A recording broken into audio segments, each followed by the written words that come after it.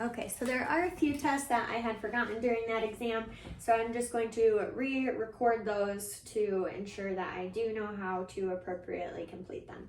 So as far as the muscle grading, checking resistance and tone of the muscles, I would also test his fingers.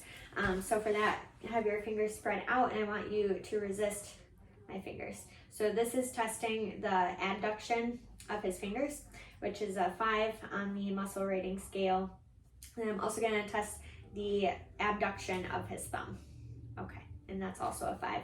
Tone is within normal limits, and no rigidity, and resistance is appropriate as well. And then for the sensory portion of the test, there were a few special tests I had missed as well.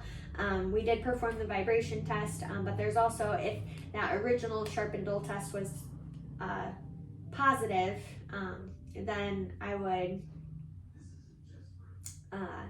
would also test temperature, seeing whether the patient could differentiate between cold and warm using different cups of water, which I do not have at this time, but that is, his sensory perception was intact, so that is not necessary. However, that is another special test I could utilize.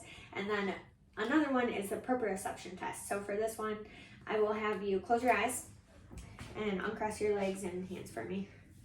And I want you to tell me what finger I'm moving. Thumb. Okay. Pinky. Thumb.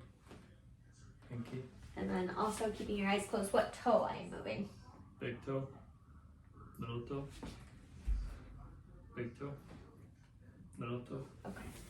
And those are appropriate as well. And then the other